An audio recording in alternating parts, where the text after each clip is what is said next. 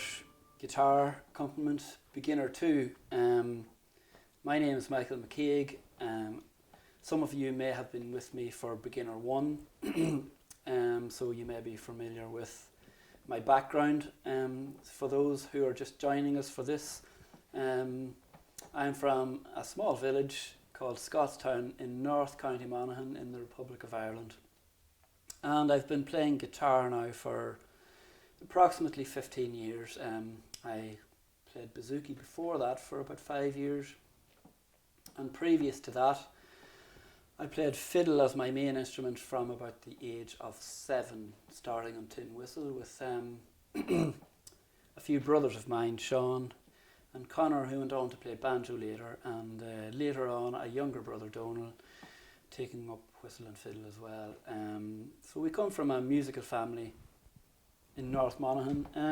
It would have been steeped in music over the years, gradually declining in some part over the 70s, 80s and 90s. But there's musical families there when I grew up, particularly the Rooneys, of course ourselves, and the McElwains, both sets of families, cousins of ours on either side. So quite musical connections there. So mainly myself and my brothers continued playing for quite a while, and my brother Donal would be a well-known fiddle player, receiving the coveted T.G. Carr Young Musician of the Year award back in 2013, I think. So my main thing is accompaniment in Irish music after playing fiddle for years. So it started on bouzouki, as I said, and continuing to guitar. And this course is aimed at beginner 2 level, and the tuning I use is drop D tuning. So it's standard tuning as you would use for classical or country or blues, jazz, E, A, D, G, B, E, except we take the E, the bass string, and we tune it down to a D. So standard would have E here, just like here, except 2 octaves down, and we tune it down 1 whole tone to a D. So that gives us our name, drop D. So for this course, it is assumed that you have the basics up and running for drop D, and in particular what we covered in the beginner 1 series was holding the plectrum, tuning the guitar, string names, and the key of D, and the main chords in the key of D, where we learned the D shape, we learned the G shape, we learned the A shape, and the B minor shape, and we learned how to accompany a reel, the maid behind the bar, and a hornpipe, Kitty's Wedding. So we got used to the structure of chords and moving between chords at a slow pace. So that's what we covered, and it's assumed that you have these facilities, and we'll continue to build on that in this course too. And so we're going to switch tack here, and for most of this course we're going to deal with another rhythm in Irish music, the second most common type of rhythm, which is jigs, and it's in the timing of, it's a compound time of 6/8. So again, we have an 8-bar structure for tunes, but within each bar in a jig time we have 2 sets of 3. So we have a kind of a timing like 1, 2, 3, 1, 2, 3, or 1, 2, 3, 4, 5, 6, 1, 2, 3, 4, 5, 6. So we're going to concentrate on this compound time of 6/8. And we've covered D in the previous one, so it's assumed that you have a good grasp of this, and we're going to introduce the key of G and the concept of that. And we're going to go through in this lesson the most of the chords we need for the key of G, and in the next lesson we're going to introduce a tune, and we're going to put these chords along to that. So we already have the chord G from the key of G major, or from the key of D major. So just to refresh, we have our first finger on this B string on the 3rd fret, and then we have our ring finger on the 5th fret of the bass D string, and directly under that on the A string 5th fret we have our 4th finger, or pinky small finger, and that's our G chord. We're going to be using that as our 1 chord, our bass chord, or home chord. And we can also, like I said in the first lesson, we can put our middle finger on the 4th fret of the G string to give us a G string, to give us a G chord with the colour of the 3rd. For the most of the part, particularly at the start of tunes, we like to use the chord without the flavour of the B note, so it's more of an open tone. So that's our G chord reintroduced. The other most common chords in the key of G is your 4 chord. So 4 according to the position in the scale of G. G being 1, A being 2, B being 3, and C being 4. So this is, you'll hear it called the 4 chord sometimes, and it's C major. And luckily for us, if you've learned standard before, then it's the same as your standard shape. But if you haven't played standard before, we'll go through it anyway. So it's the first finger on the B string, first fret, that gives us a C note.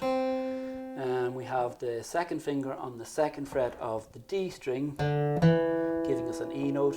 And we have our third finger, ring finger, on the third fret of the A string, which gives us our C note. And we play through all the strings except for the bass D string, so we avoid that and we play through all the strings to get our C major chord.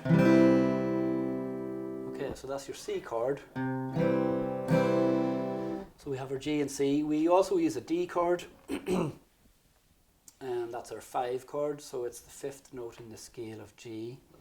So that's our 5 chord, which we have from before. So it's our open D. If you haven't done this particular tuning before, we'll just quickly reintroduce it. So it's the second finger on the B string on the 3rd fret. It's your first finger on the G string 2nd fret, giving you an A, and it's your pinky on the 5th fret of the low A string. So your G, C, and your D are your main chords. Now, as I would generally talk in more advanced terms, sometimes you have a chord that you can make for every note in the scale. So we've got 3 of those being the most important. Another main one that we use sometimes instead of G is E minor.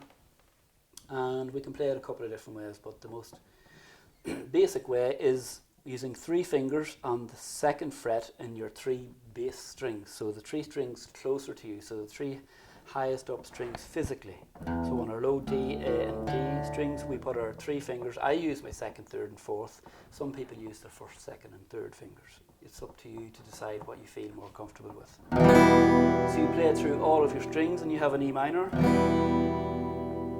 Often people will leave out the baby finger and you just leave the other 2 there, and that gives you an E minor also. It's an E minor 7, not to worry about the nuances of it, but it's a D, which is the 7th note in E. Either or is fine, and that's most of the chords we'll be using. There's one more which we might as well introduce now, because we're going to go to a related minor to G when we do a jig later on as A minor, so we might as well introduce that chord now. That might come in handy for us to use in a tune.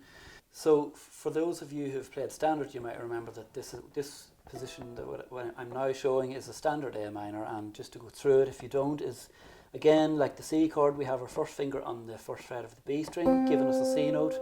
We have our ring finger on the 2nd fret of the G string, which gives us an A note, and we have also, again on the 2nd fret but on the D string, our middle finger gives us an E note, and we can strum from the low A string through everything, which gives us an A minor. Now, for me personally, it's not the prettiest of chords sounding, it's a little bit thin or something, so what I generally do is, and I still call it A minor, I take off the middle note of that chord, I take off my ring finger and we just leave the 1st and 2nd fingers down, and we have our open G string, so that gives us an A minor.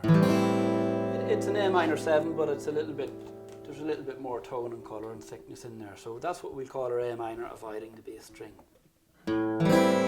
So what we have is, we have our G chord with the B or not, to be or not to be. We have our C chord. We have our D chord. We have our E minor with 3 fingers, or we can take our pinky off. And we have our A minor, but we can take our middle finger off, as preferable. So these are going to be the most of the chords constituents that we're going to use when we accompany our jigs in the key of G. So that's our first lesson for this series, and you can join me in the next lesson where we will put these chords to use in accompanying a jig in the key of G major.